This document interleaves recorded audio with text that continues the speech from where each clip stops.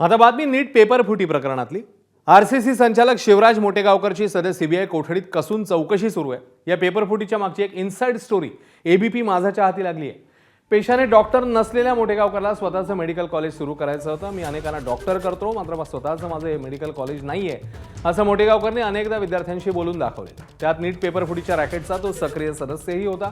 त्याच्या मुलानेही यंदा 12वीची परीक्षा दिली होती, तसंच तो नीटच्या परीक्षेलाही बसलेला।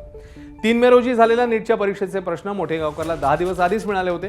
त्यामुळे मोटेगावकरने मुलालाही पेपर पुरवल्याचा संशय आहे। आज त्याच्या मुलाचीही पुण्यामध्ये चौकशी झाली आहे। तब्बल 4 तासांच्या चौकशीनंतर मोटेगावकरचा मुलगा सीबीआय कार्यालयाबाहेर पडलाय। सीबीआयने मुसक्या आवळल्यामुळे मुलाला डॉक्टर करून मेडिकल कॉलेजमध्ये टाकण्याचं मोटेगावकरचं स्वप्न सध्या तरी भंगल्याचीच चर्चा आहे।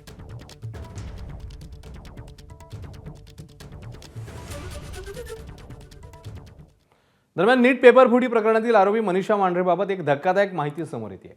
मनीषा मांढरेच्या तपासात तांत्रिक अडचणी येत आहेत। मनीषा मांढरेंनी प्रश्न फोडताना खबरदारी घेतल्याची धक्कादायक माहिती आहे।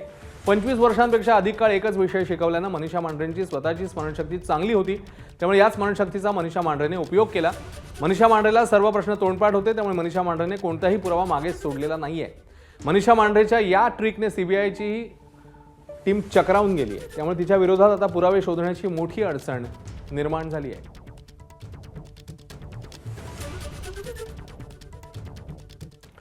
तर नीट पेपर फुटी प्रकरणी सीबीआयचा तपास कोणत्या दिशेने सुरू आहे बघूया।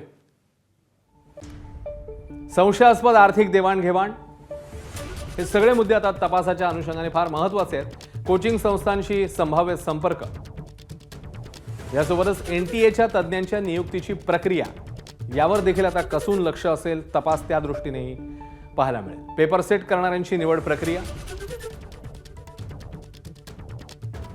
व्हायरल गेस्ट पेपर आणि खऱ्या प्रश्नपत्रिकेतली समानता ही देखील तपासून पाहावी लागेल, चाचपून पाहावी लागेल। सीबीआय त्या दृष्टीने देखील कारवाईची पावलं टाकेल। तर पेपरचा ऍक्सेस असलेल्या अधिकाऱ्यांची यामधली भूमिका, या सगळ्या गोष्टी आता सीबीआयच्या रडारवर आहेत आणि त्या दृष्टीने पावलं टाकण्यात येतील।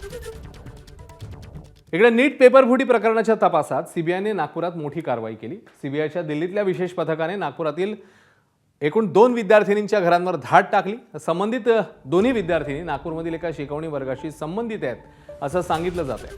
सीबीआयकडनं विद्यार्थिनींचे मोबाईल, कागदपत्र आणि इलेक्ट्रॉनिक उपकरणांची तपासणी करण्यात आल्याची प्राथमिक माहिती आहे। नागपुरातल्या या कारवाईमुळे आणखी काही धागेदोरे या प्रकरणी मिळतील अशी शक्यता आहे। या प्रकरणात आणखी काही संशयितांची चौकशी होण्याची देखील शक्यता वर्तवली जाते। दरम्यान नीटच्या पुनर्परीक्षेच्या तयारीबाबत केंद्राची एक महत्त्वाची बैठक पार पडली। केंद्रीय शिक्षण मंत्री धर्मेंद्र प्रधान यांच्या उपस्थितीमध्ये उच्चस्तरीय बैठक घेण्यात आली आहे। पारदर्शकता आणि चोख सुरक्षेत पुनर्परीक्षा घेण्यावर बैठकीत भर देण्यात आलाय। मागच्या परीक्षेच्या वेळी झालेल्या चुका होणार नाहीत याची दक्षता घेण्याच्या सूचना देण्यात आल्या आहेत। शिवाय राज्यातले पोलीस अधीक्षक आणि जिल्हा दंडाधिकाऱ्यांसोबत बैठक करण्याचे निर्देश देण्यात आले आहेत। विद्यार्थ्यांना परीक्षा केंद्रांवर येण्या जाण्याची सुविधा, पिण्याचं पाणी आणि इतर आवश्यक गोष्टींचं चोख नियोजन करावं अशा सूचना केंद्रीय मंत्री धर्मेंद्र प्रधान यांनी दिलेल्या आहेत।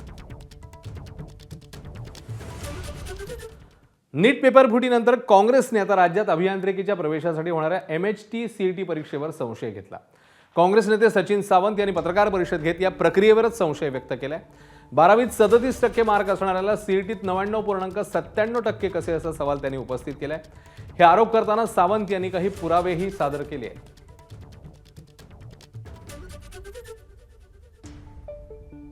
12वीच्या आणि 10वीच्या परीक्षांमध्ये 40% 45% मार्क मिळवणाऱ्यांना 100% पर्सेंटाईल मार्क हे MSCET मध्ये मिळू कसे शकतात? आणि त्याची काही यादी दिली होती आम्ही। मुद्दा हा होता की हा प्रश्न गंभीर आहे की 2 परीक्षा, 12वीची परीक्षा HSCची आणि MSCET याचा अभ्यासक्रम समान असतो, काही बदल नसतो। MSCET मध्ये तर 2-2 वर्षाचा अभ्यास करावा लागतो, 11वी आणि 12वीचा। त्यामुळे 100% मार्क मिळवणारा हा विद्यार्थी 2 वर्षाचा अभ्यास करून त्या ठिकाणी देत असतो, हे लक्षात ठेवलं पाहिजे। आणि अशा विद्यार्थ्याला 12वीच्या परीक्षांमध्ये कमी मार्क मिळतात आणि MSCET मध्ये त्याचा स्कोर 100% जातो। परंतु काल माझ्या त्या ट्विटला ज्या पद्धतीने CETने उत्तर दिलं ते अत्यंत बेफिकिरीचं उत्तर होतं। एबीपी माझा, उघडा डोळे बघा नीट।